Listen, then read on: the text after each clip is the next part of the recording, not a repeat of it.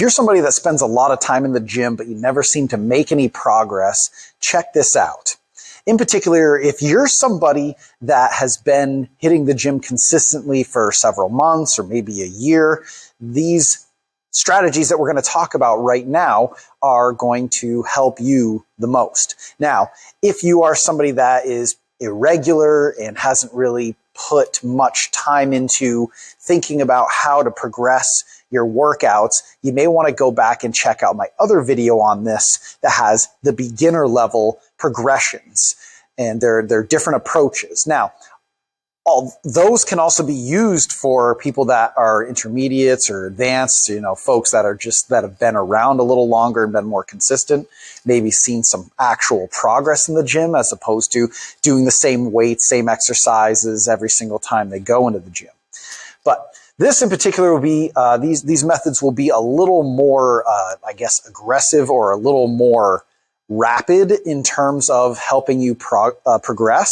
They're going to be a little more challenging. So, if you don't have a whole lot of experience or you haven't made a lot of progress in the gym, don't go for these first. Check out that other video. So the first option is the sets. All right, increasing the amount of sets you do. So say you're somebody that likes to do one set of an exercise and then move on to the next. Something that you could try is to add a second set to that for a period of time. And you'll probably notice that it's harder. Maybe you get a little more sore and it's more challenging for you.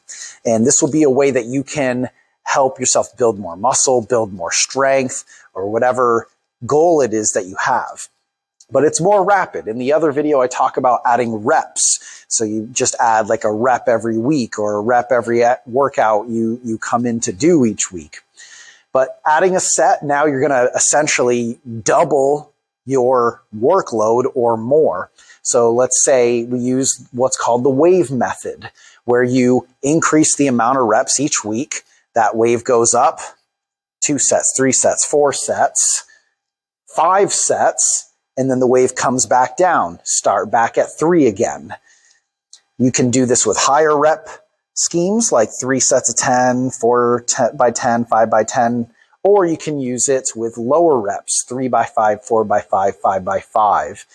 And each week, again, you're increasing the stress, you're increasing the workload, and it's going pretty quickly. And then you decrease the stress and workload in that third or fourth week, depending on how far you want to push this. It needs to come back down to let the stress and the damage to your body dissipate a little bit. Whenever we exercise, we're doing a little bit of damage to our muscles that need to repair, and that's how you get stronger. So bringing those sets and reps back down for a week or even 2 to allow your body to recover more will allow you to do this for a prolonged period of time. So this is a very effective way to train. A lot of people use it, bodybuilders, powerlifters, probably even professional athletes in their off season will probably do something like this. So something you can consider with your training. Now, another method, increasing the frequency at which you train. Now, this can be taken a couple of different ways. One, if you're somebody that works out just once or twice a week, if you add a second or third day a week, you're increasing the difficulty, you're giving yourself more of a challenge, and you're going to see progress from that alone. So just adding a day when you are able to will do that. Or increasing the frequency of a specific activity. So if you're somebody that goes for a run a couple times a week, increasing that to 3 or 4 times a week is going to make a difference and increase your stamina and your ability to run long distances or be able to run at a faster pace, perhaps. You can also use this for something like if you want to get better at training or performing a specific lift, or if you're trying to target a specific muscle group, you want to gain some more muscle in a specific area, you want to look more toned perhaps. So for example, leg training, you could do something like a 3-day-a-week program where you do a little bit each day. So say on day 1, you do a few sets of squats, and then day 2, you do a few exercises of like single leg work, like lunges or single leg RDLs.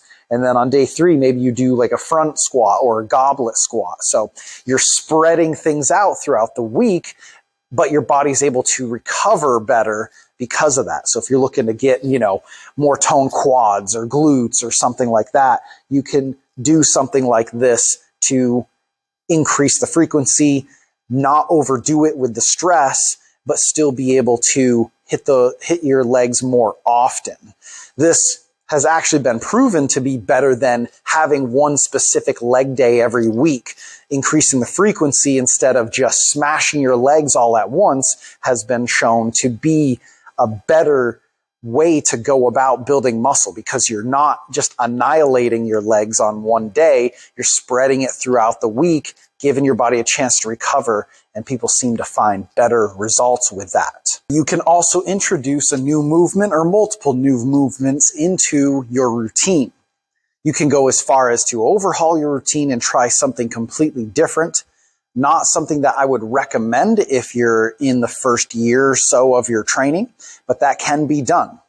However, doing something smaller might be a little better so you can see exactly how it's affecting you and your ability to do other things, like in the case of a bench press.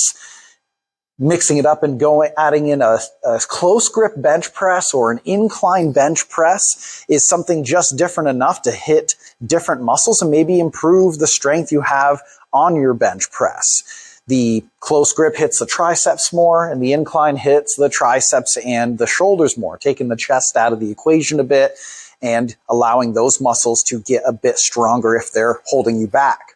If you're a runner, you can introduce intervals into your program where maybe you run for a period of time and then you sprint a certain distance or a certain amount of time. That way you're building your ability to move quickly. So in the case of maybe going up a hill, it starts to make those hills feel a little better. Or if you need a sudden burst in a race or something, then you're able to do that as well. Just something a little bit different. And then if you're looking to do something like improve your arm strength or the tone of your arms, and you've been doing the same things for a while and you just need something that's going to mix it up, you do dumbbell curls, then you can do instead hammer curls where you're coming straight up and down, no turning, no fancy stuff, or a Zottman curl. You can look that one up where you do a normal turn on the way up and then you actually turn back and come down in a reverse curl. That will hit the forearms a bit more as well. So those are some ideas you can look into, but introducing something new will help to break up the monotony of doing the same thing all the time. It's not something I recommend doing very frequently, but it is something that can keep you interested in your training and also spark some more improvement when things start to slow down, when you're not making improvement.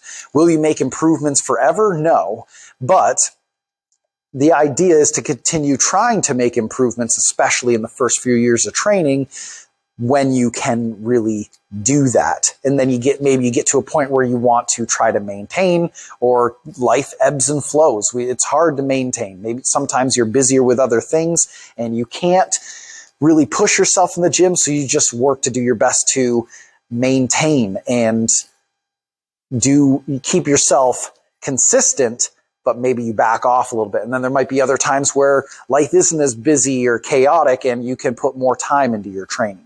But I digress. So these are a few different ways you can go about to mix things up and continue making progress with your workouts. With this one in particular, I would say try to stick with your staple exercises for a period of time before you mix things up. But then once you do, try to keep those new exercises in your routine for a period of time so that you can get good at those, see some improvements with your weights or your run times with whatever it is you're doing, and then maybe go back to what you were doing before and see if you've gotten stronger or more fit in general from it.